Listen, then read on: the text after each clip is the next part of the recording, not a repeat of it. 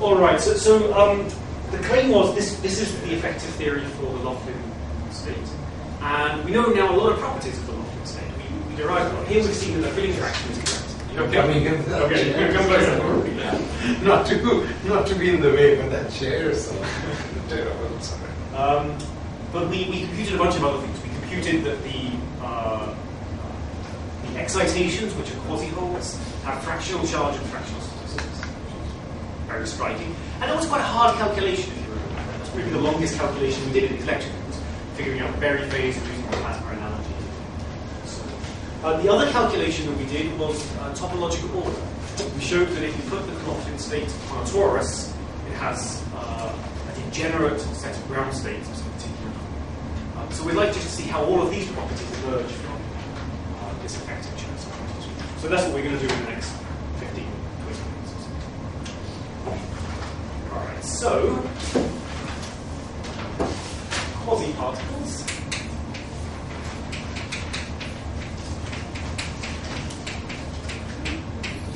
Okay, when we discussed Laughlin wave functions, I made this distinction between quasi-holes and quasi-particles, one being the antiparticle of the other. Here by quasi-particles, I'm just going to mean either the quasi-particles or the quasi-particles.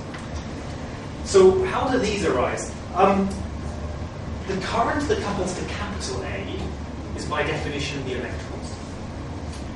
But now we've got a new gauge field, little a, and the things that gauge fields want to couple to is currents of their own.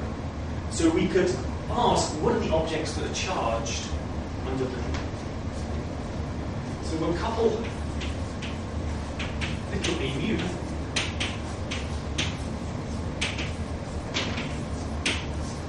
to a current of its own, which means that we'll add to the action below this. Okay. And the only thing we'll insist is that d mu j mu equals.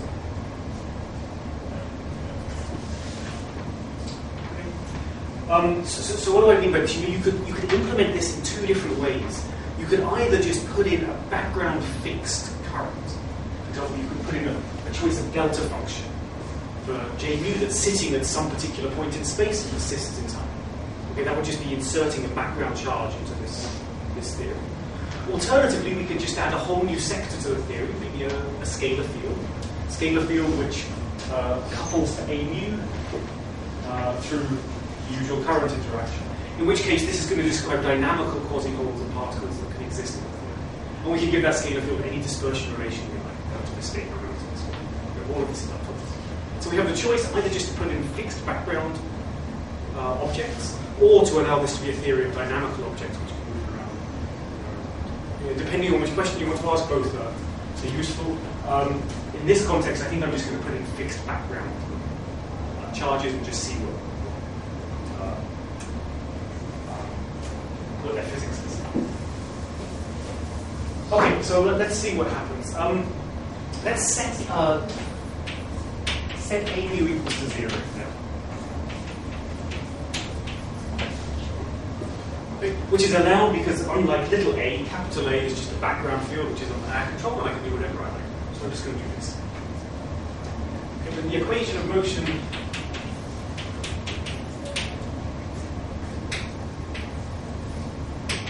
for little a mu is e squared over 2 pi h bar f mu 1 over m 1 u mu rho j rho.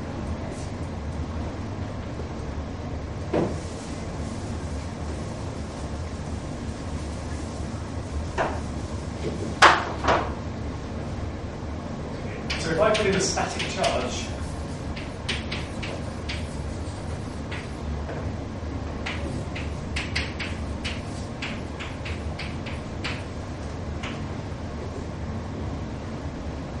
so what does this mean? I'm going to say ji equals to 0,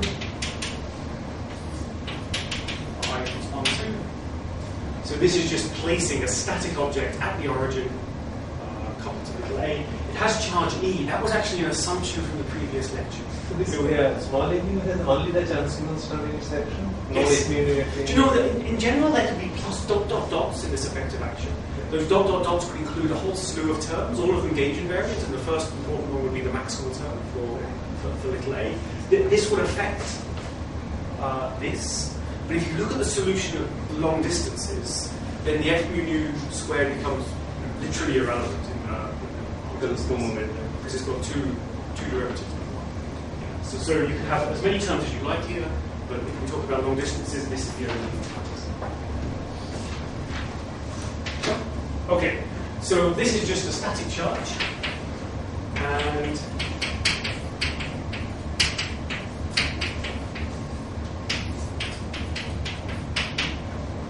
what we learn is that if you put in a charge in this system, it carries with it a little magnetic flux, and the magnetic flux is the right normalization is, we should probably be setting h power e to 1 by that. Every other book has that, you really need. But the flux is flux of 1 over n.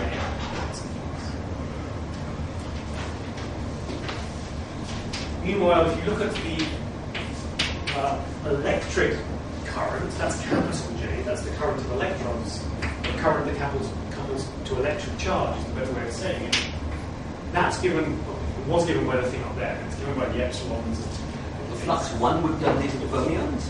I mean, would give you a minus sign on the interchange? I think that's true. Let me actually write down the formula, which we'll get to in a moment. That's true. 2 units of flux keeps the statistics the same. Right.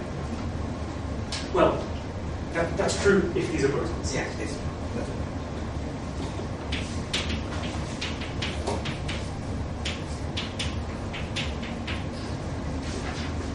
Okay, so this is the electric charge, the genuine electric charge in the system. And something that carries charge 1 under little a, if you go through, carries charge 1 over m, and generally e over m, under capital. Okay, so this is the electric charge. E over m, which is exactly the electric charge that we had for a quasi-particle.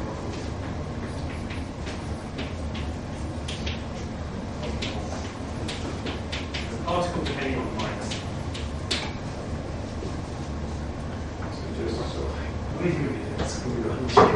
Something which has little charge with respect to little a has charge e over m compared to the external. That's right. Charge 1 with respect to little a means charge 1 over m with respect to the genuine electric. Which is, of course, exactly what we wanted. Exactly what we saw using Lofty examples. Okay, meanwhile, let's do fractional statistics. And, we had a bit of a discussion before about fractional statistics and fluxes going around other things. And there's a subtle factor of 2. So here I'm just going to try and spell out that factor of 2 on the board. And we'll do the cheap argument, and they'll all complain because it looks like there's a factor of 2 missing, and then we'll do the correct argument because the cheap argument was actually right. Okay, so for fractional statistics,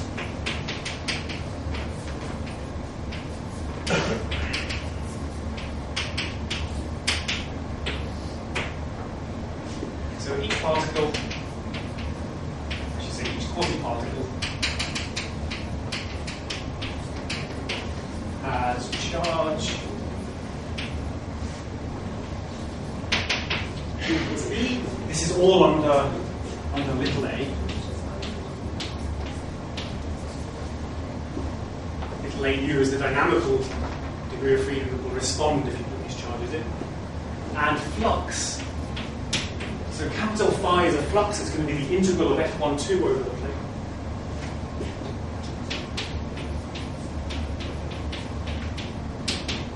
Pi h bar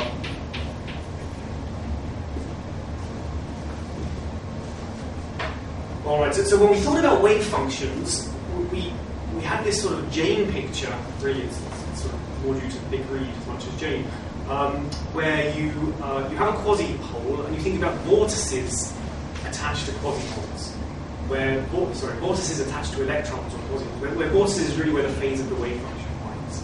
And then we were thinking about moving these objects around each other.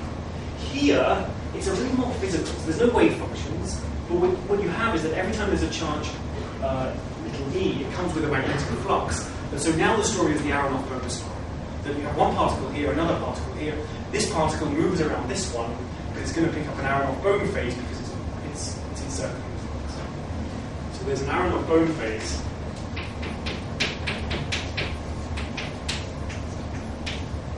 And the Aharonov-Bohm phase is e to the I q of the particle phi divided by 2h bar. So this 2 is an uncontroversial 2, and then I'll tell you about the controversial 2. So this 2 is because the Aharonov-Bohm phase is usually a particle moves all the way around the flux and picks up phase e to the I q phi over h bar. But exchanges with that. Exchanges only moving halfway around the flux, so that's that factor. So the factor of going all around with 1 unit of flux is 1. Where 1 unit of flux means no m there, that's right, yes. For exchange, rather than. What's a word for going all the way around? Rather than 2 pi rotation. Rotation's not quite right, it's 2 pi circulation. Okay, so this is e to the I pi alpha, and alpha is 1 over m is the statistics.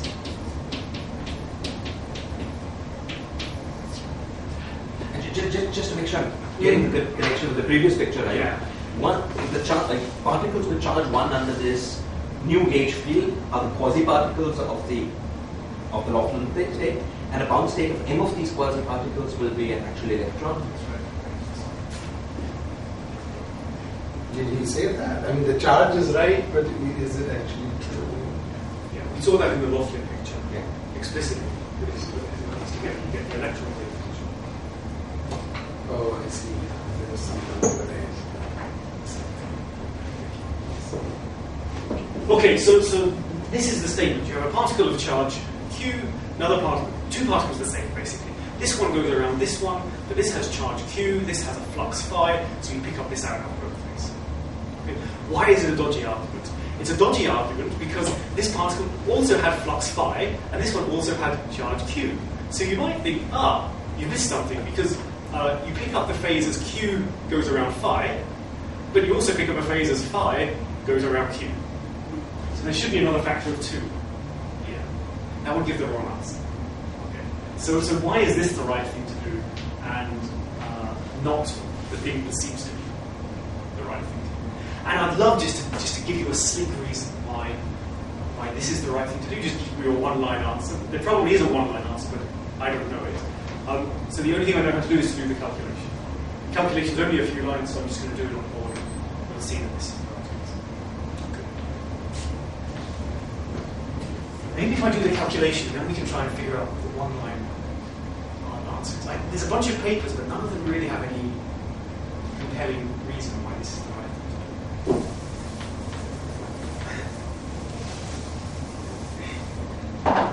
do. Okay, so what's the calculation done better?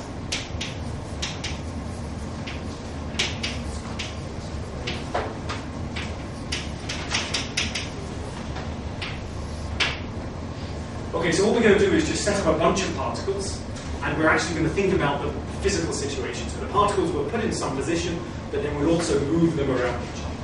Okay, so there'll be fixed charges under our control, but now charges that are encircling each other. So we'll consider n particles, and the currents will be J0 is E, 1 to n, x minus xi t. So these xi's are the positions of the particles which now move, and the spatial parts of the currents will be E,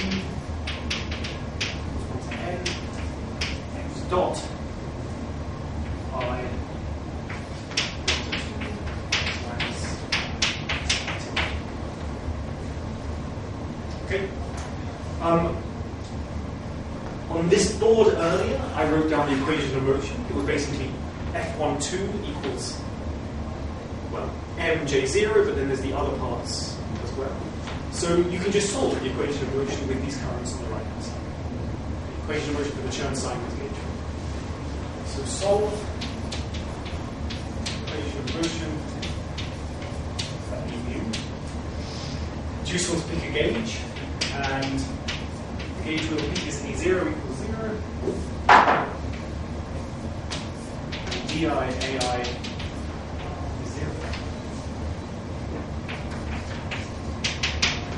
And the solution, easy to check.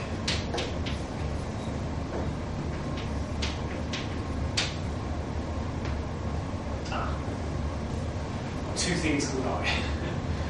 How annoying. Which one can I look for these? Good.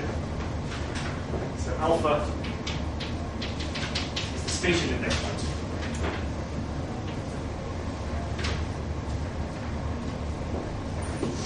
So epsilon of beta x, beta minus x multiplied divided by the mod x minus x pi squared. All right. So you can just check this is the thing which solves the equation of motion, Chern-Simons equation of motion in this chosen equation. The complex coordinates that will be Az is Zi minus 1 over Zi minus Zj. Yes, in fact, what is what? If you remember when we did the Loftin wave function calculation, we spent a long time using the Plateau analogy, and then we computed a Berry phase. That's exactly the same as this. The Berry phase from the Loftin wave function is this term. And there it was written in complex coordinates, so I can just tell you the answer, and it's 1 over Zi.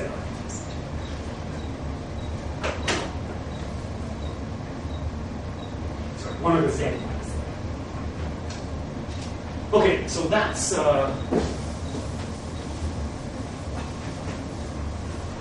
the solution.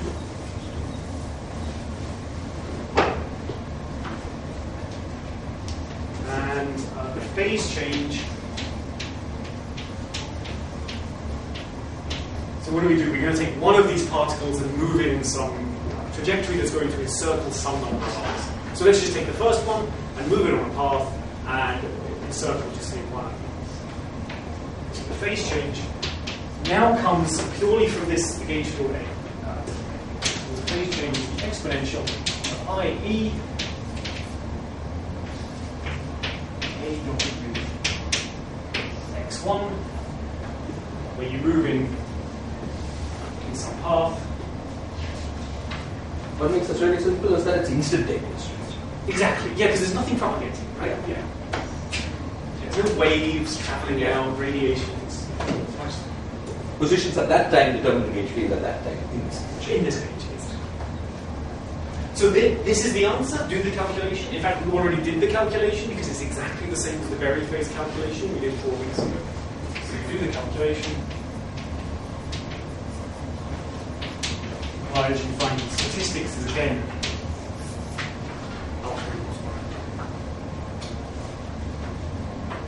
Okay, so this is the way to do it properly. Like I said, I'd love just to have the one-line reason why it seemed to be wrong before is actually correct. Why you don't do this double counting of charges and fluxes. But just to say again, suppose we're just doing this predominantly, you'll be summing finite diagrams. Okay. The first finite diagram is a tree-level exchange of the photon. Yeah. Okay? And that tree-level exchange can be thought of classically as the second particle moving in the field of the first. Yes. So that shows that there's no factor of 2. Because it's just the second particle moving in the field of the first. The field of the first produces. Yeah, the thing about that argument, which is the argument we had given last time. Yes. The reason I got a little worried about that argument here is that the second particle will move in the field of the first, but this second particle has both a charge and a magnetic flux, right? Yeah. Right. That's why I'm a little worried because Yeah, I could have counted 4, right? I could have said I undercounted by 4. I think this is what you're saying. Yeah. This charge moves around this flux, and this flux moves around this charge, but this charge is, And then Shiraz's argument, I think, is right for 1 factor of 2 out of that 4, I think, okay? But in my mind, I still got a little worried about 1 factor of 2. That's why I held back. But maybe I'm wrong, but you know, that's... The first particle, suppose the first particle is at rest, it produces a uniform magnetic field. And then the second particle moves. In the background of the first, it's moving in a magnetic field. In the gauge field, you do a magnetic field. That has a magnetic field, makes no difference. I think, okay, then if we don't allow, if we have the first particle only giving rise to one or the other, then I think you're right. Maybe we do that. We get rid of that factor of 2 by there's no electric field because there's no the Maxwell. This is a charged particle coupled to Chern cycles. So the only effect it has is producing the magnetic. Something goes by that will also produce an electric. But that doesn't you're saying just hold it static. Yeah. Okay, if you hold it static, then I'm happy. Yeah. You got to be worried about you that. move the center of mass. If more change, then you get extra contributions from this calculation. So if more things are moving, you get extra contributions. So this, because here you allowed all the n to move. So then I did, although ultimately I just moved one perhaps. No, suppose they were all moving, but ultimately just one encircled the others. The others may be moving. Yeah. I think this is still the answer. Yeah, I think it's always the answer. For instance, if the moving doesn't matter, you can go to the center of mass coordinates. And that would be an effective motion of a particle in this unit. Okay. Yeah, in any case, we can calculate it by holding one fixed. Yeah. If you do that, it's clear. Then it's clear from last time also. Yeah. And then, okay. Alright. Okay, but anyway, okay. It's nice.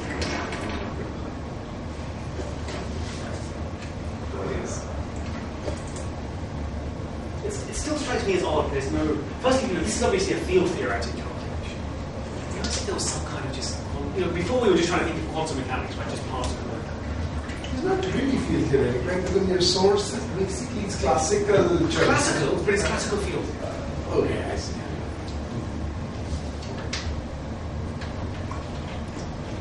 Okay. Can I ask one question, which is, and we can come back to it later if from the class, but so at the end, this is perhaps why what you're giving so beautifully in the last lecture, and this one is, in the end, why everything works. You have all the dirt, you have everything, and still E is the most precisely measured quantity anywhere in the universe through the Hall effect, and it's probably because, in the end, it's chance theory. But maybe go back to something that Shirag asked last time.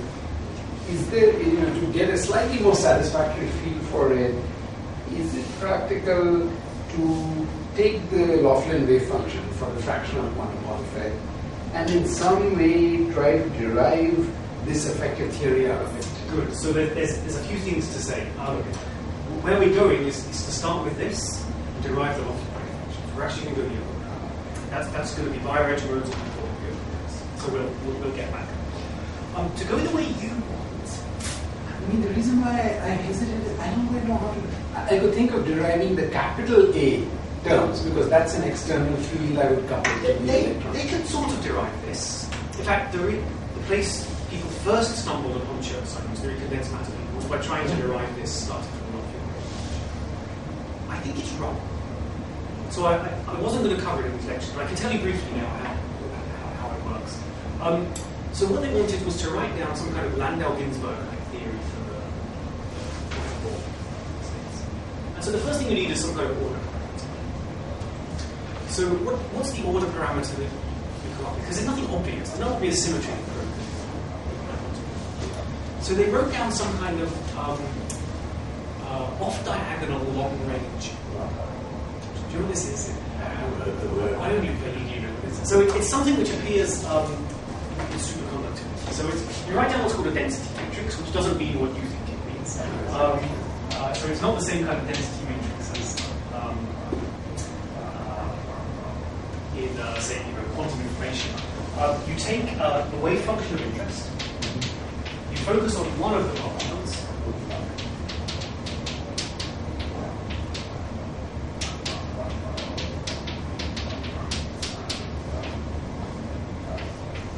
and then you integrate over all the others.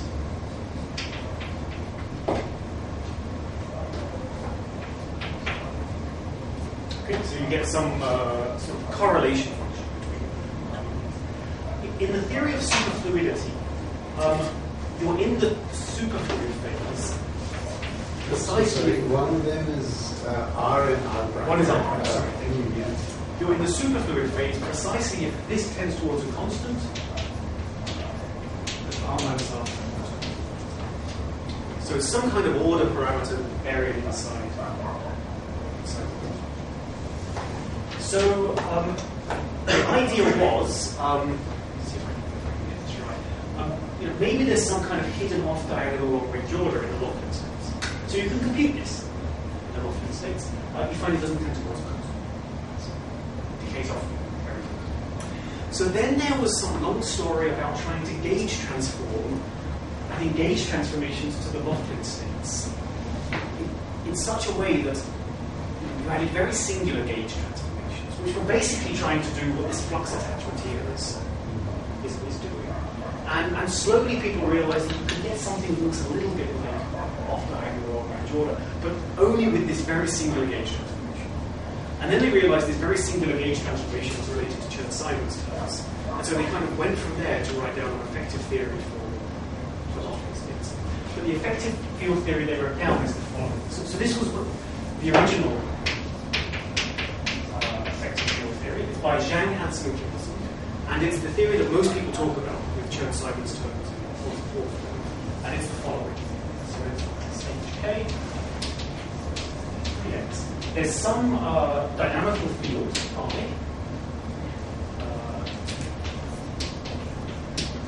which is supposedly the electron field. But an electron field having done some weird singular gauge transformation.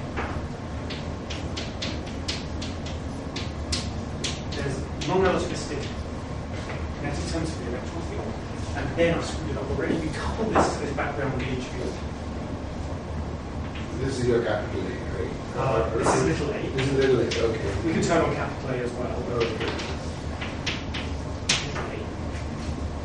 And then you have the following Chern-Simons.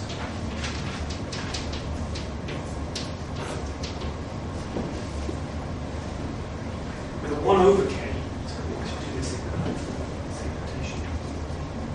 With a 1 over m, not an m. So everything we've been discussing about the topology and the quantity, that goes out the window in this theory. But if you compute in this theory, you'll find that it gives the same. I'm going to call these tildes actually, just so because they're not quite the same objects. They're emergent fields, but different. So this is the theory that most people discuss in the literature for the effective field theory of the Chern-Simons. But you can see it's wrong, right? There's nothing that fixes this to be. You just have to tune this by hand, and it's even not right. And it's not allowed. It's illegal to do this. So what's the story here? So I think it is something which has now been understood. There's a particle vortex duality, 2 plus 1 dimensions, and it maps bosons, free bosons to bosons coupled to gauge fields. Okay, the vortice is in one because the particles in the other. It's mirror symmetry. Supersymmetric language. If you take that particle vortex duality and you couple it to a Chern-Simons term, then there's a duality between the theory we've been writing down and this kind of theory very soon.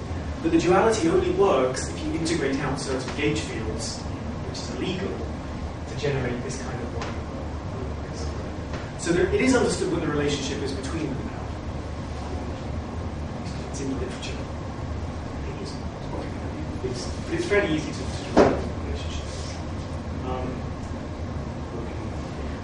Sorry, thanks, and you should go on. But even here, the question would be, what is little a? Right? There is, if I were Laughlin, I'd just give a wave function to you, and then it would be nice if you could say, okay, the reason why Laughlin worked is in the end it gave rise at long distances to this effective field here. Except you need to have some way of understanding what little a is in terms of the variables Laughlin used.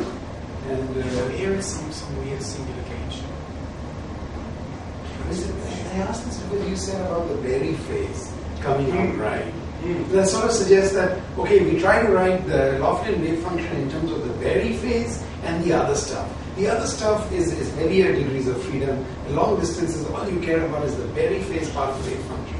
Then you integrate, something like that. I mean, that's why I asked the question. But, okay. Yeah. Right, and then this whole idea you had about universality classes of wave functions, you could translate into universality classes for field theories, like that. I mean, anyway, Which is much cleaner. Yeah, maybe there's... Because it's obviously what it's doing. It's implementing that very phase. So just to summarize this diversion for everybody, there are two effective field theories in the literature. The correct one was developed by Wen and Z in the 90s, and it's the one we've been doing. Where correct means if you care about mathematical niceties like quantizations and Chern-Simons things. And the correct one has the electrons appearing as vortices, by which I mean the electrons are the flux of little a, and the quasi-particles being the things that are electrically coupled to little a. Okay. Then there's an alternative one that's in there, where those two statements get reversed. In the alternative one, the electrons are the things which couple directly to little a, while the vortices of this theory are the quasi-particles. This new theory, which is particle vortex dual, is missing important topological features. And this was actually the first way that Chern-Simons approached. I describe all of this in great detail in the chapter in the notes, but I decided I would go back to it. And there's been lots of interesting developments recently about how to apply this to the half-filled Landau level, and a new idea of duality that Tong discovered, that Ashvin told us about back in January. Okay, other questions? So the next thing I want to do is... Are you going to give these quasi-particles dynamics and so on? Yeah, I absolutely could if I wanted to. And there's questions where that's interesting. I'm not going to do any of these things. So, for instance, we want to understand transport at finite temperature of one of these quasi-particle states. You would have to know how these quasi-particles propagate. I think that this dual picture, even though it's incorrect, it's probably better for understanding those kind of... At least I'm told it's better for understanding those kind of questions. Because the electrons are the fundamental. But it's not like the quasi-particles actually the genuine fundamental degree field that are moving around. So there's an experimental question here, which is can you take these wall states, which might be a little precarious, and heat them up to such a point where the temperature is bigger than the gap for the quasi-particles, and these things are really now active dynamical degrees of freedom, without destroying the wall state? Yes. I don't know what the answer is. Okay. I've certainly not seen any literature that discusses this. That could easily be place. Okay, so I want to look at one last thing, which is important, which is this idea of topological order. So just come back to that. Suppose we take the limit where the first Landau level is much lower than all the others. Mm-hmm. So B goes to infinity. We can take that limit while holding the quasi-particle gap fixed. I think that's right, yeah. And then if you heat up the temperature, order the quasi-particle, how could it be destabilized? That sounds... No. This is fractional quantum effect. The gap is not set by B. It's not the Zeeman specific, it's the Coulomb. The gap between... Right, good. This is the gap for the quasi-particles, right? No. So these are Landau levels. This is B. Right. Okay, but now you turn on interactions. Right. Right. These get smeared out. And there's some little gap between the third filling and U equals a third. There's a gap between U equals a third and U a bit more. And that gap is split by the set by the Coulomb. I see. And you said that gap might be the same as the quasi-particle mass. I don't know if it is or not. I don't know what else is in the game per se.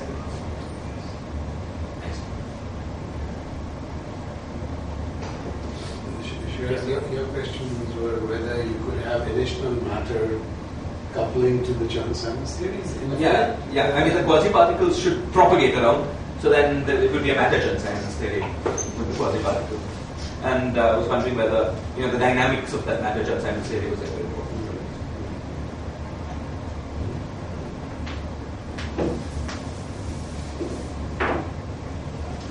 Okay, so if you remember what topological order is, you take a Lofton state, you put it on a torus, it has some number of degenerate ground states. Well, we argue this is just a very general ground that that has to be communicated. It'd be nice just to see how that emerges from the Chern-Simons theory, and it's very easy. So let's consider the Chern-Simons theory.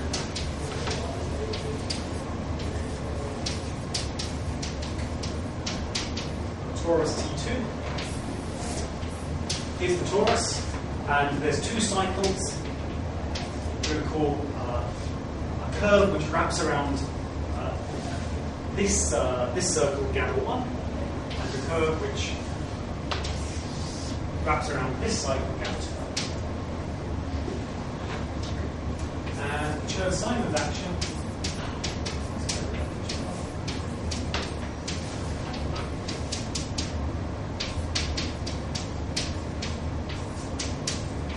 this is the Chern-Simons action. I'll turn capital A off because I've been able to turn capital A.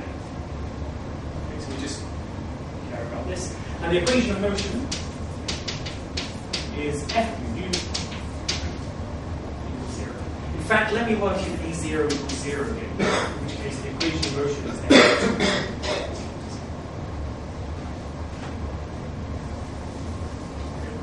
So this is this looks totally trivial. And even though it looks trivial, it has a very rich set of solutions. One of the things I may do later in this lecture, although we'll see how we go over time, I may not, is talk about non-abelian Chern-Simons theories. So in non-abelian Chern-Simons theories, this has an amazingly rich set of solutions, which takes a lot of work to just try and count how many solutions there are. Here it's much easier, so I'm just going to find all the solutions and then quantize them. So it's probably worth first saying, actually let me first find the solutions, then I'll talk about quantization. So this has interesting solutions.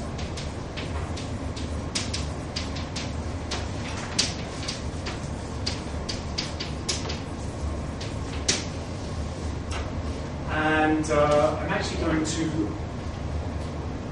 leave this.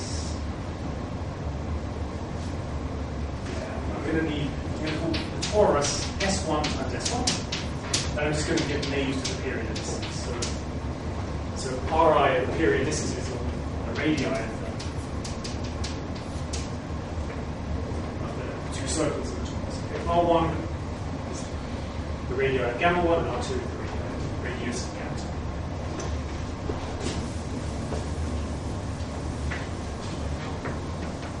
2. Okay, so what are the solutions? The solutions are the Wilson lines.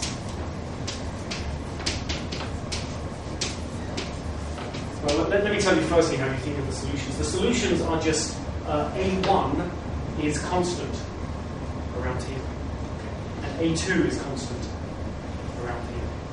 Now, specifying A1 and A2 is not a gauge invariant scheme. So rather than specifying A1, I'm going to try and write down a gauge invariant object that captures this information. The gauge invariant object is the Wilson line.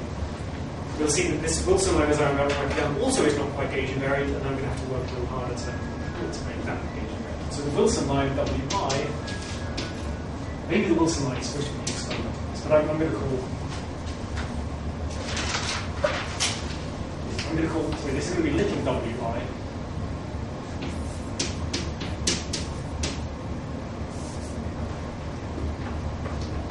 So it's just the integral of the gauge field around one of these two circles. Now, this looks gauge invariant because little a under gauge transformations changes by a total derivative. And it looks as if you're fine because you've done the integral. But remember that when you're on a circle, we're allowed these large gauge transformations that one. And these large gauge transformations basically shift A to A plus at least the 0 root of A. And this isn't invariant. This is not.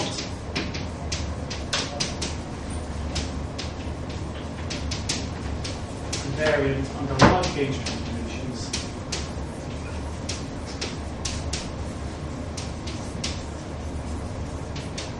So these are the things we discussed in the last lecture. Which shift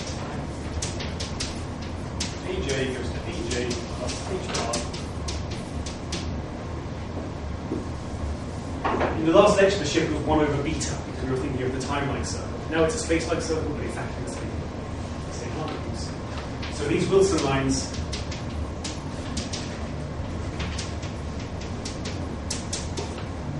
get shifted by this constant. So the solutions parameterized by little w's up to this shift. So the way to parameterize them with a single value gauge invariant way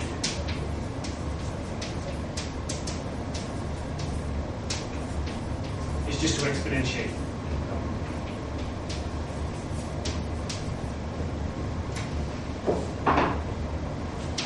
So capital W I e to the I e little w I over h. Which one's usually called the Wilson line? Is it this or is it this? I call it the exponential. And then the Wilson lines gauge. Yeah. That makes more sense. Okay, so we have a set of solutions that are parameterized by the Wilson line capital W. They're just phases. So there's two phases, so the solutions are parameterized by two circles, W1 and W2. So the space of solutions is a torus. Okay? Everybody happy with this? Now, something important. The space of solutions is a torus, but the dynamics governing these solutions is first order in time, not second order in time. So what does that mean? It means that the space of solutions, the torus, you should think of as the phase space of solutions, not the configuration space. Okay? It's the space that is telling you about momenta and position in a classical dynamics. So you've got a phase space which is a torus, and importantly, a torus has a finite volume. It's a compact matter. So what do you do when you quantize a phase space? Very roughly speaking, if you think someone in Bohr, some German guy, Sommerfeld maybe, Bohr Sommerfeld, is that what it's called? Picture, you take your phase space and you parcel it up into little areas of order h bar, and every area of order h bar corresponds to a state in your Riemann space. H bar by 2 times 2 pi. Probably by 2. It's just like, or this should be k states, right? It's going to be M. I think it's H bar times 2 pi. But it shouldn't really. There's no reason that should work, right? Because that's only true in some large limit. So what's going on here is you've got a finite volume manifold, but that manifold is a phase space. But whenever you have a finite volume phase space, quantizing it gives you a finite dimensional Riemann space. Okay? It's not something we're used to thinking about when we think about taking a classical mechanics system and quantizing. Because in nearly every classical mechanics system you've thought of, you've got an infinite dimensional phase space. The harmonic oscillator. It's, momentum can be as large as you like, so it's got an infinite dimensional phase space. Please. Sorry, I just have to take Shiraz up on this. But isn't number of states usually volume, when we do thermodynamics, is V dQp over 2 pi h bar. Exactly. So it's that 2 pi. Yeah. Okay. Yeah. Then I agree with you. I thought you were saying the other way. No. Yes, then I agree. Okay, so the key point is that finite volume phase space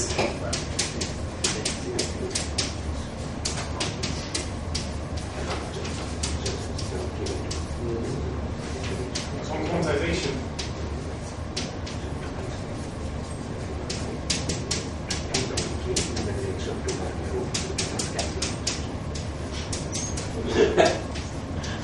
gives a finite dimensional Riemann space. Okay, so that's the expectation. Let's see how it actually plays out in this case. We're not going to try and do this Bohr Sommerfeld thing. We're just going to do the quantization. So the quantization you just quantize canonically the action that we just had.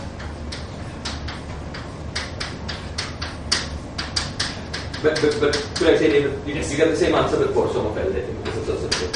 I think think that's true, and in general there's a quantization requirement on the volume of any free space, and it must have that 2 pi. Yeah, so just to say, your holonomies each of length 2 pi. So the volume of phase space is 2 pi squared. The effective h bar is 2 pi by k, or 2 pi by m. Because there was an m in the Because there was... In fact, it's this m here. Yeah, exactly. Your action was m by 2 pi a1 dot a2. a1 dot times a2. So effective h bar is 2 pi by m. And then, but you're supposed to multiply h bar by 2 pi. So 2 pi squared by m. So 4 pi, 2 pi squared by 2 pi squared. Strictly speaking, that should only be valid in large m. But it's a large number of flat. degrees of freedom. Yeah. I don't know, but it also works when you have, CPN, for example. Yeah, doesn't that k go to k plus 1 there? There's some subtle shifts, Yes. but up to that. Yes. The subtle shifts are actually, it's a normal ordering ambiguity as to how you... Yeah. Yeah, but if you just get those homicides, you might be off by 1. Yeah, maybe that. Yeah. Okay, so just write down canonical quantization relations from the action we started with. This tells us that the little w's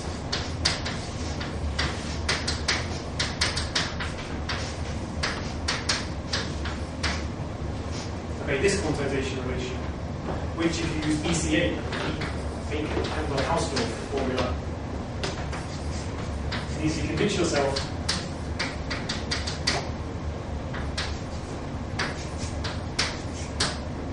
that the Wilson lines, which are the gauge invariant objects, satisfy this algebra.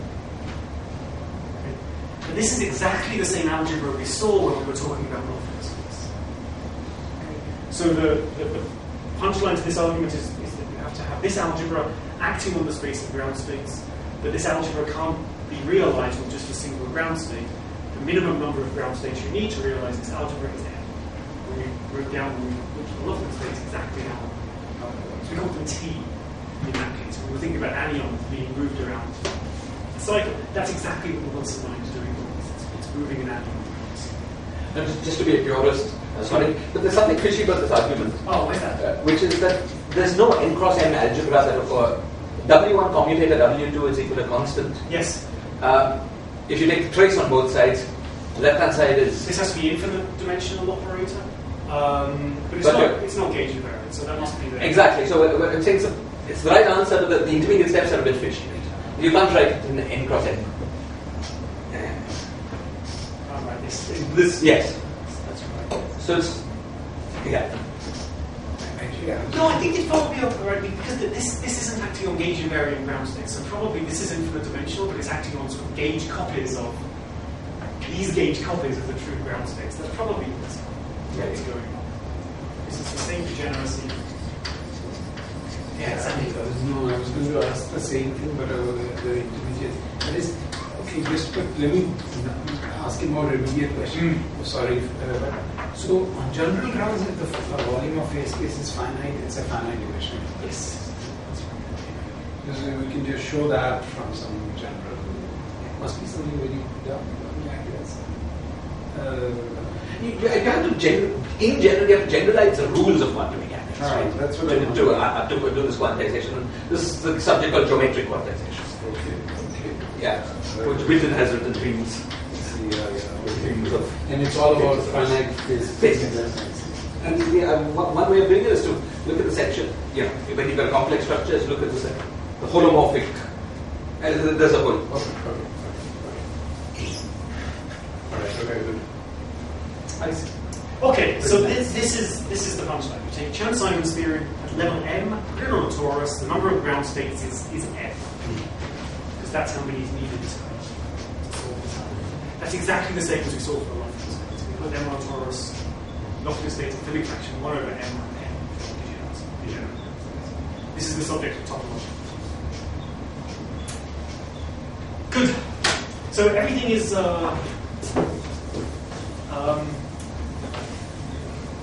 Is looking good. That's the effective field theory for the Loftin states. Let me very quickly tell you how you get the effective field theory for all other states, because it's very straightforward. So this is what's called the hierarchy. And just out of curiosity, David, this is something they have done, right? They have actually engineered systems on Tori and No, they can't. So there's point of all systems. will not be so hard. What's a theorist to know like us? You've just got to glue it together, right? How hard can it be? Right? Of course, then you need a magnetic monopole to thread the magnetic field through this. That might be hard. Did you need that for seeing these degenerating? No, but if you think about a genuine system, yeah. then you need a magnetic field. Yeah, So that might be a tricky bit. Right. So finally, I'm actually going to revert to units like E squared equals h bar equals 1. As I said, all other books did it. It's always what I did in my mind. It's it was actually useful. I genuinely was surprised when I saw that k wasn't an integer. K was an integer times e squared over h bar. So it's been useful, at least, for me to see how this works. All right. So if you remember, the Lofton states appear at 1/3 and 1/5 is also seen. There are then dozens of other fractions which aren't 1 over 2/5 is the most prominent in experiments, and others that I can't remember. And we have various pictures about how this emerged. So one idea of the hierarchy was that you looked at a Lofton state, you looked at the quasi-holds above a Lofton state, those quasi-holds then formed their own multi-pole state, and then more quasi-holds on top of that state formed a multi-pole. So you get this sort of leveled structure of multi-pole states. So let's just see how to describe this in this picture. The punchline is really easy. The punchline is the Lofton state will be got if we assume there was a single U1 emergent gauge, topologically real. Suppose you have systems with more emergent gauge fields. What would you get?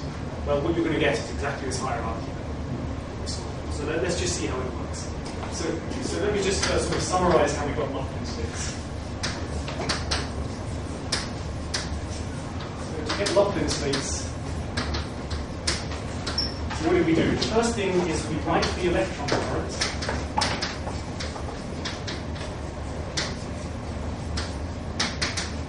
as Gu d nu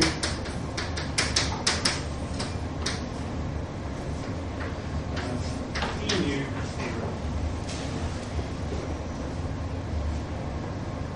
Okay? And so we wrote the electron current in terms of this new emergent gauge field. And then we added a Chern-Simons term that we knew. Okay.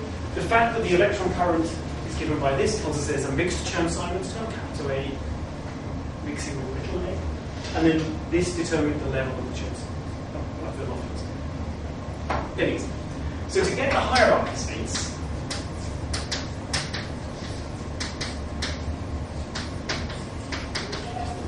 we just repeat it. So what do we know? We know what the quasi-holds are. The quasi-holds are the objects which couple to little a. So there's a current, J, which couples to little a. So we write the quasi-hold current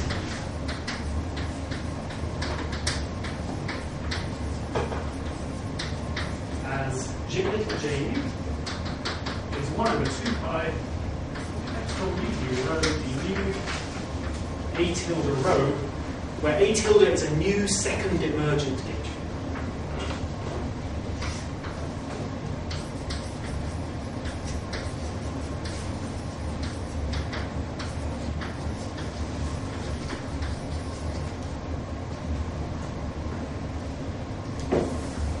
And little j is by definition the thing that couples to little a.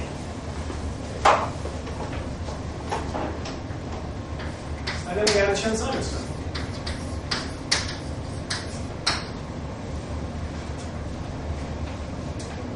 So what is this?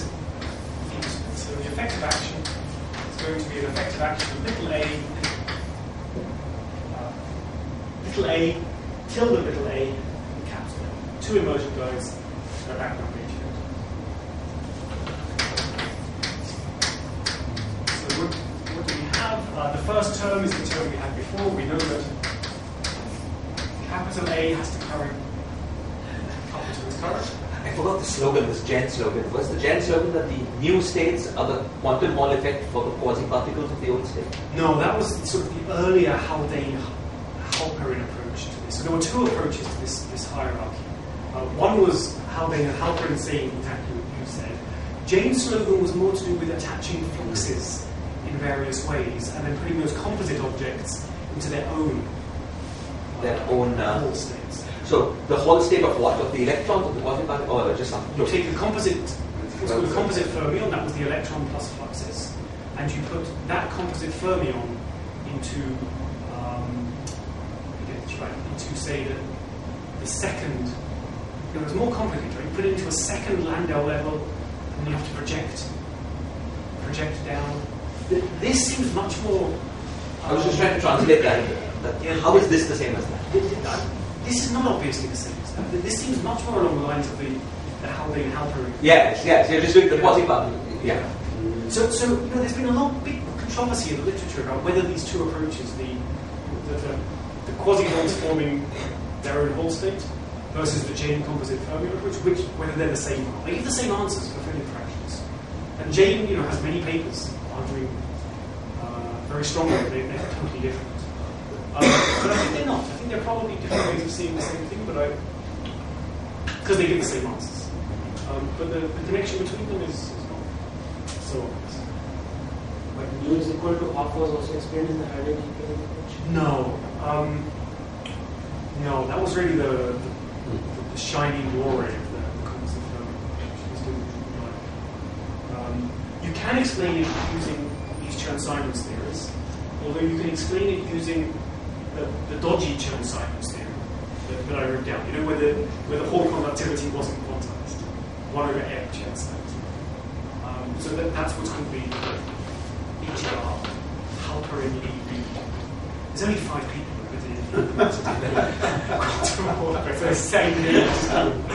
Keep reading. There's something called the Reed-Retzai wave function, which is very important, and there's something called the Retzai-Reed wave function, which is also very important. I shall think of a condensed matter physicist reviewing string theory. There's only really 1%.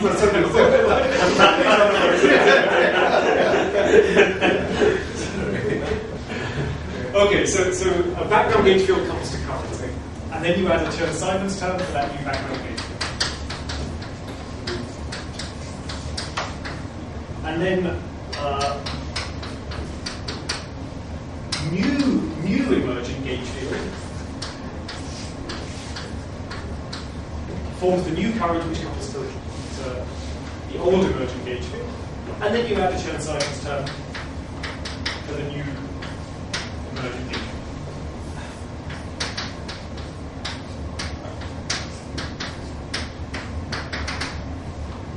Okay.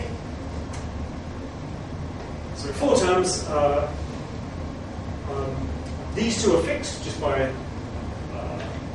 the fact that currents are written in terms of emerging gauge fields. You get 2 integers to play with. If you now integrate out little a and capital A in the same way we did before, you'll get an expression for, integrate out little a and little a tilde. You'll get a Chern-Simons term just for capital A with an expression here. It's an illegal expression because we didn't account for fluxes, but you can trust it for any fraction.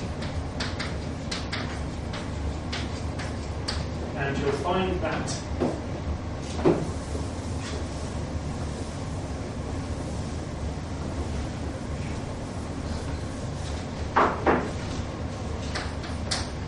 filling fraction is 1 over m minus 1 over m. So it's this continued fraction. The minus is because you put the minus. Yeah, well, it's definitely because I put the minus down. I'm worried that it's wrong. I think I was careful in checking this one. That looks right. Okay, I think it's right. And obviously you could keep going, right? You could add a third emerging gauge field, which couples to the current,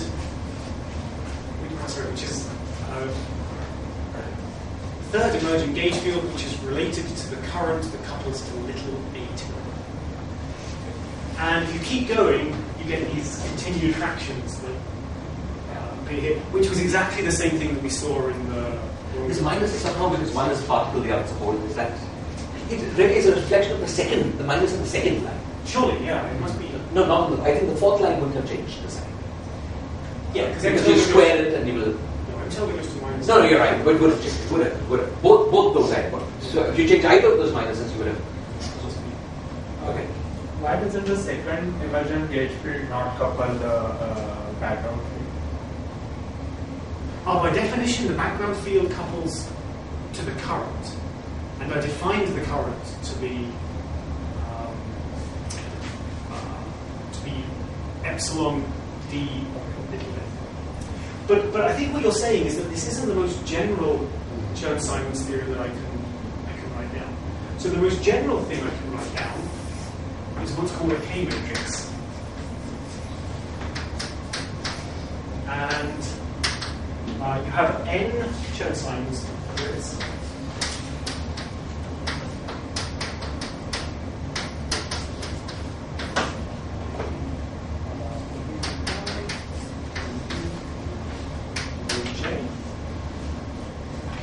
So there's an n by n matrix. Okay. And then you can decide which combination of these you want to think of as the electric current. So we have Ti, epsilon u rho,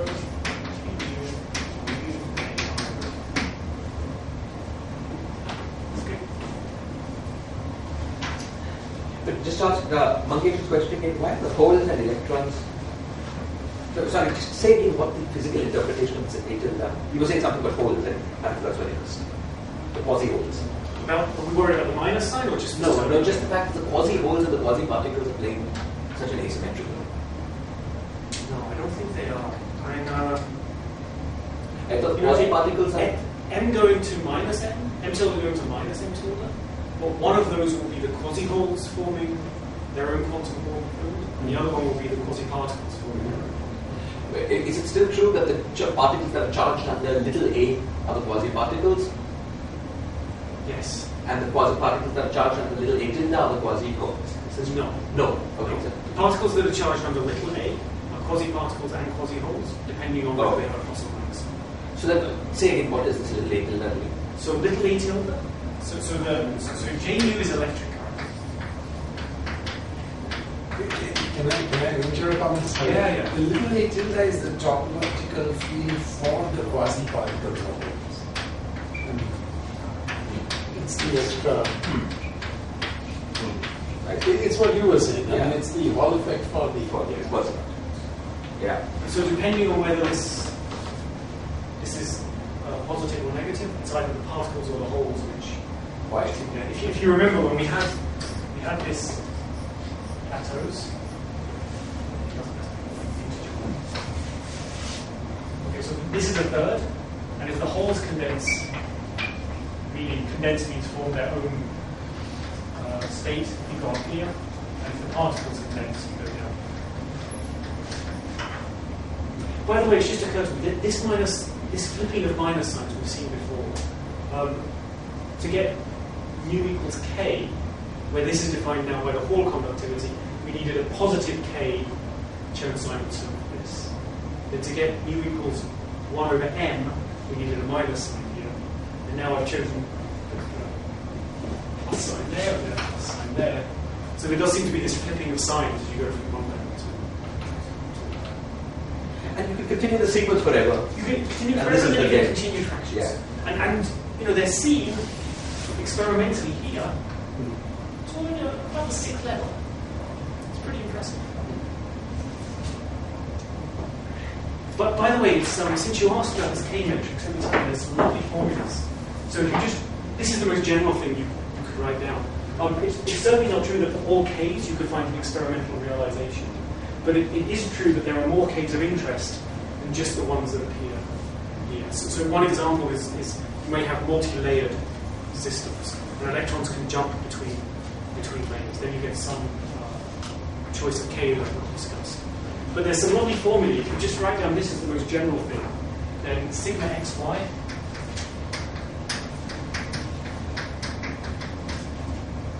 is quantized. And this is its value. Meanwhile, there are a whole bunch of quasi-holes, one for each gauge field, and their charge is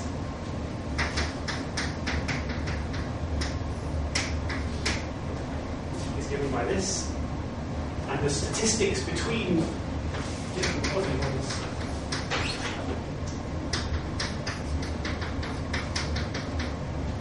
So alpha is the statistical parameter that I mentioned. It's 1 over m for Laughlin space. But the statistical parameter between different objects is just its inverse. So there's this lovely formula that you can derive very easily just from this general approach. Sorry, I have one more question. In the filling fraction formula, the m tilde, we earlier got it as an even integer, right? So is it again? Last time when we worked out the filling fraction for this hierarchical problem, we got it as 1 upon m plus 1 upon 2. Oh, right. That's it was an even.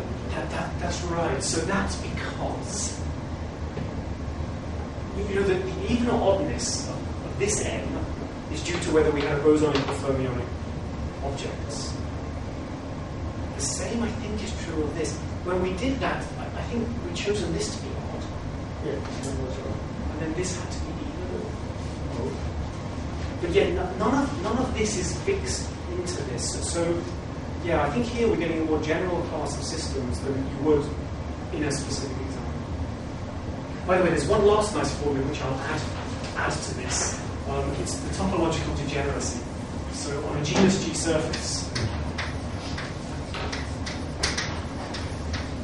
this one's harder. The degeneracy, the beta K to the G. It's quite a pretty form. So sorry, you said it just now, but so just even without the m tilde, as a set of Chern-Simons theories, of course, we could have had m to be even as well. That's right. But then when you work out the statistics of the quasi-particles, they would have been bosonic. Not the quasi-particles, the underlying objects. The underlying, which couple The electrons themselves. Oh, the underlying electrons themselves. The electrons themselves, okay. Which is fine. No, it is fine, but probably we don't want for real experiments. No, but I wouldn't be surprised if there are experiments. That's right. I don't know what they are. If you want to cold atom, blah, blah, blah. Anything you could kind of imagine in comparisons. It's probably right. So then you say you'll have the fractional with even denominators.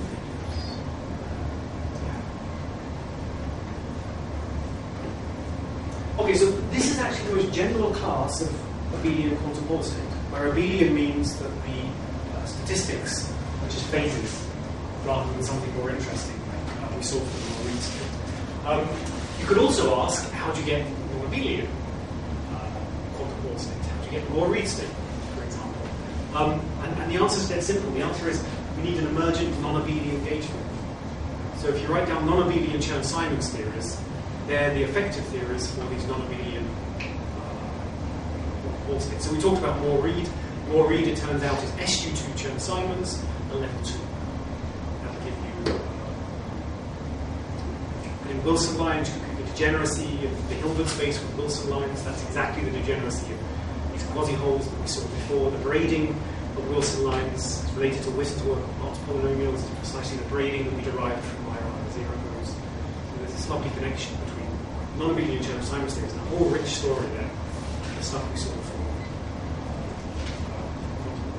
Some of which are discussed in the notes if you're interested. It's a vast subject. I've only sort of spelled out what I think are the main results with no deprivations.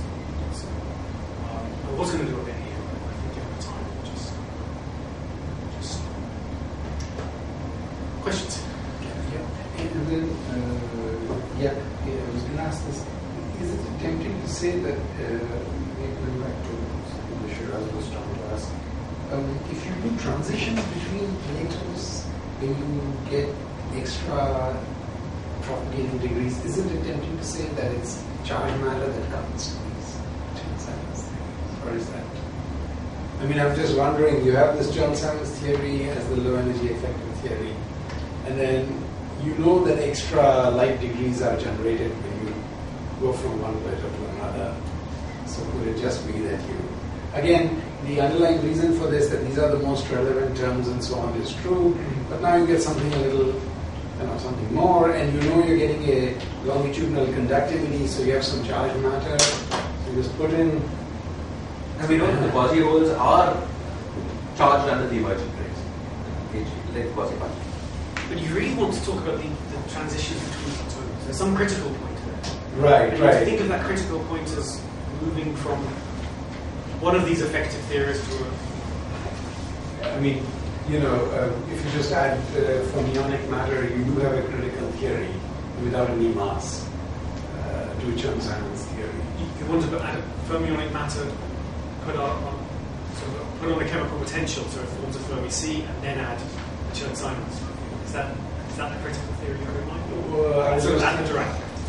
Yeah, I was just thinking at the Dirac point, because you just aren't Relativistic.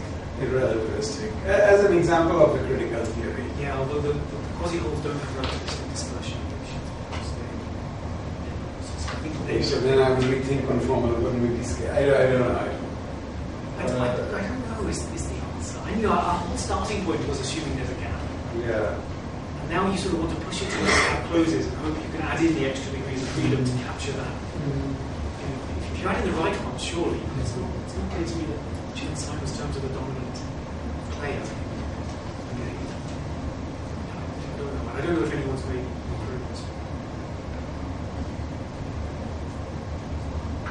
And what is the description of the nu equals half state?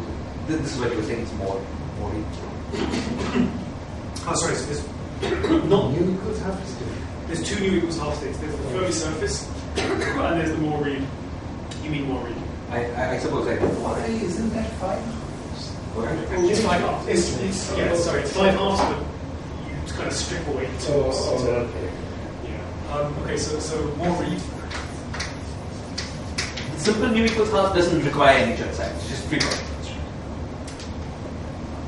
Do you know it's not? No, this is the debate that's happening at the moment. The old HLR theory was 3 fermions piling up to a Fermi surface, coupled to a Chern-Simons term at level half. And if you look at a Fermi surface coupled to a Chern-Simons term, you still have massless Fermi surface-like properties, but it's a non-Fermi liquid, and one which a lot sort of about. I think it's the simplest example of a non-Fermi liquid where everything's under control. The more recent conjecture of Son is that actually there's no Chern-Simons term. I don't think we. Okay, so Moore-Reed, which is nu equals a half. Yeah, sorry, can I just ask something then? So, again, with M odd, with M even, there's no issue with the statistics. We are going to talk about that. Is it? Then the basic electrons would have to. So if you remember, Moore-Reed is a lovely wave function.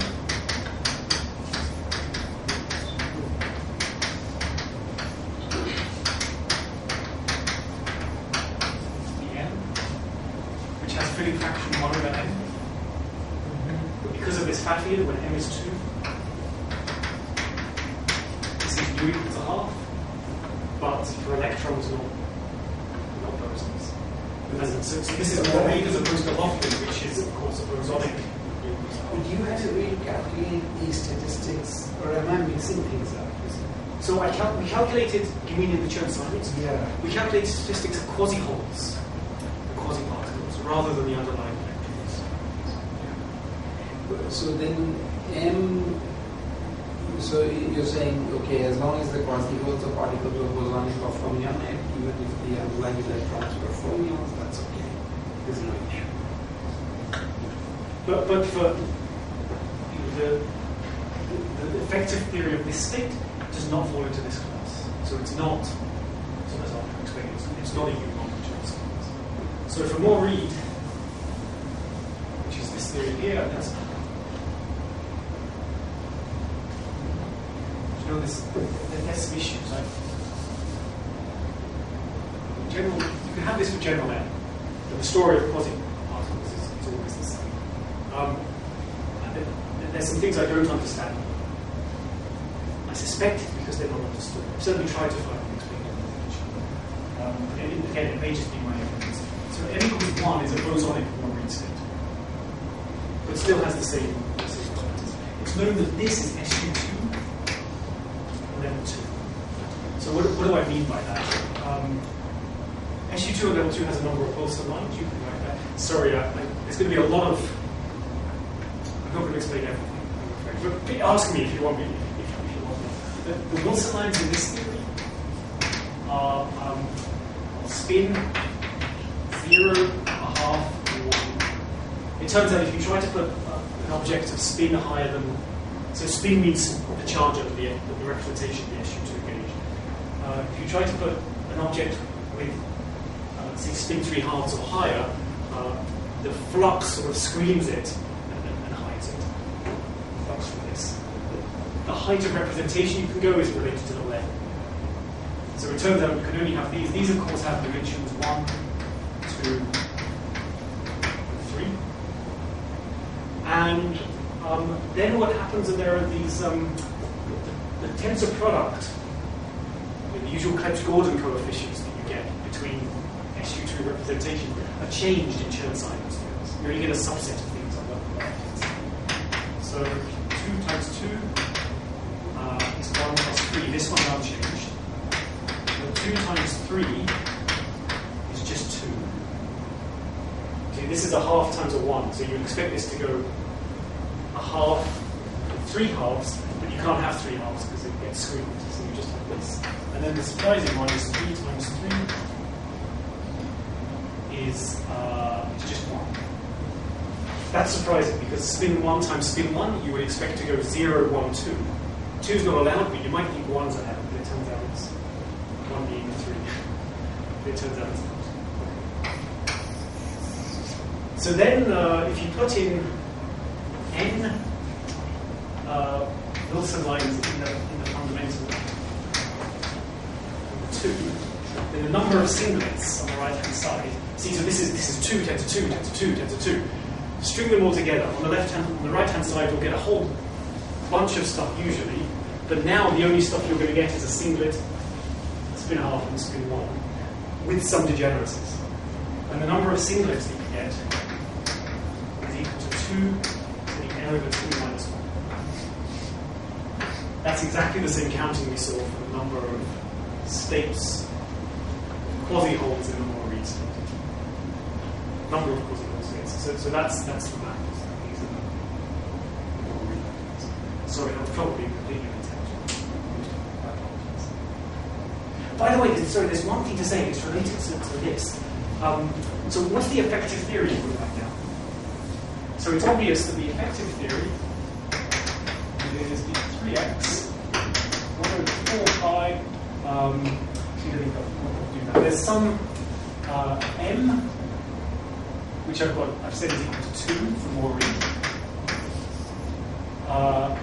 S Chern-Simons, where this is the non-abelian Chern-Simons action, which we'll put down. But the effective theory has also got to tell us how these things couple to capital A. Mm-hmm. How can you possibly couple to capital A? Because there's no mixed Chern-Simons term between. I can't write A mu d mu A nu because now this is not abelian and it's not gauge invariant. And I can't write this is gauge invariant, but this is SU2, so this just vanishes. So there's no way I can couple electromagnetism to this. So what can I do? Well, I think the answer to this was only figured out last month. It's in Appendix C of this paper by Simon. And I've been puzzled about this for ages. There's papers in the 90s by Fradkin and Wilczek that just have all sorts of stuff that just make no sense. Maybe they're right, but I can understand. Simon and Wittens explain that it's quite complicated, but they show how they say how to do it. So they say that what you do is you add new U1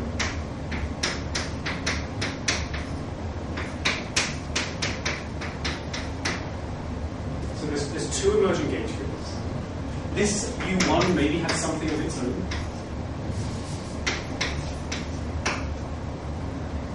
And then the key, so at the moment, this U1 doesn't know about this SU2. And so somehow we've got to know make this U1 know about this SU2, but that also seems like we have the same problems. There's no mixture of signs. So they claim there's a quotient construction.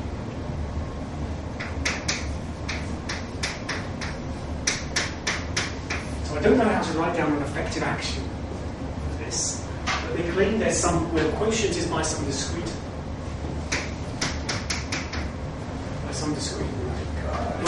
where you identify Wilson lines in this and Wilson lines in this, and insist that the only physical things have trivial holonomy with those Wilson lines. And when you do that, they claim you get the right effective discrete. So I haven't managed to go through it yet to really understand the details of this. So really subtle. Yeah.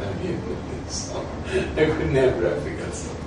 I also no, I never would have thought. There's a hint. The hint is that the more read states are the first of an important sequence of non-abelian states. The sequence is called the read-Retz-IE states. And the read-Retz-IE states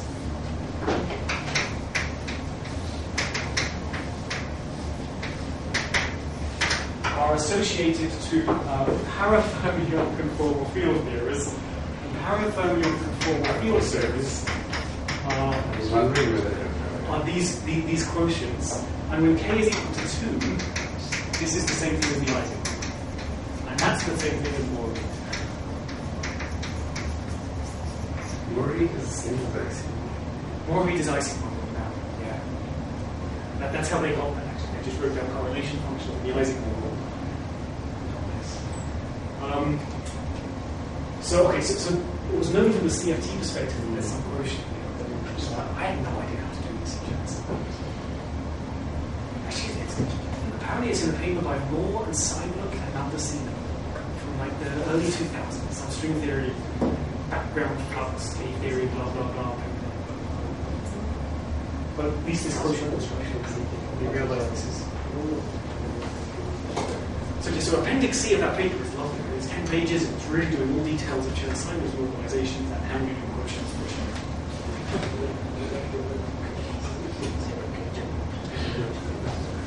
Any questions?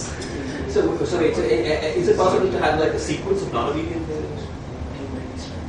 Oh, so hierarchy. Yeah. What is that?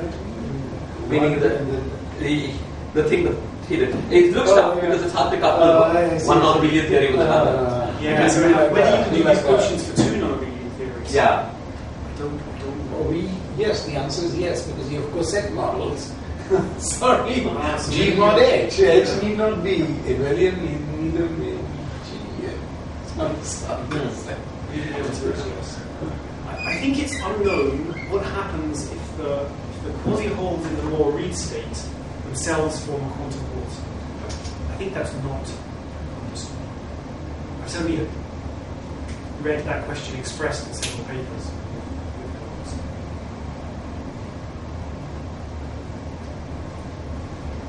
We have a method using our matrix models to get hierarchies of abelian states. I'm not sure if there's something that we made contact yet. Mathematically. That's the next class. Okay, so I should say that you're not around next week. I'm not around. Should I postpone it or not? Well, and then you're not around the week after next, right? No, then I'm back for a week. Well, I mean, it's up to you. I mean, if it's impractical, you should. So we've got either 1 or 2 lectures left, and it sort of gets to the punchline is what I wanted to get to. So what we're going to do next is look at edge states. It sounds like a very strange, esoteric thing to talk about. It turns out everything is hidden in the edge states. It's something a little bit like holography, gauge gravity, duality. It's not quite as rich as that, but I think it's almost as surprising as that. So the edge states are described by some 1 + 1 dimensional conformal field theory. And the edge states, roughly speaking, know everything that's going on in the world. So we're going to show how we're going to derive what the edge states are, just for Laughlin. It's very straightforward. We're going to derive it in 2 different ways. And then we're going to understand that theory a little better. It's something called a chiral boson in 1 + 1 dimension, compact chiral boson. And it's a free theory, so we'll compute some correlation functions in this theory. And we'll see how we can recapture exactly the Laughlin wave function from the edge in a way that just appears miraculous. So that's sort of the last thing to do. Will you be around all of 3 weeks from now? I get back on the Monday, so around 4. If you would have the time, I would. Let's just delay But it. sorry, can I get what dates are? I come back on the 28th, which is my birthday on the Monday, and then I'm around 29th. So, first week. Okay. Anyway, I'm gone for that period. Oh no, let's just do it next week. No, that's okay. I mean, No, I think do it next week. Oh, yeah. but next week I'm gone on Tuesday. Oh, okay. That is 3 weeks from now. I'm there except for Tuesday, but Tuesday. I'm Oh, yeah. Oh, I see. But just do Tuesday. Does anybody else have a preference? Okay, maybe I'll do it.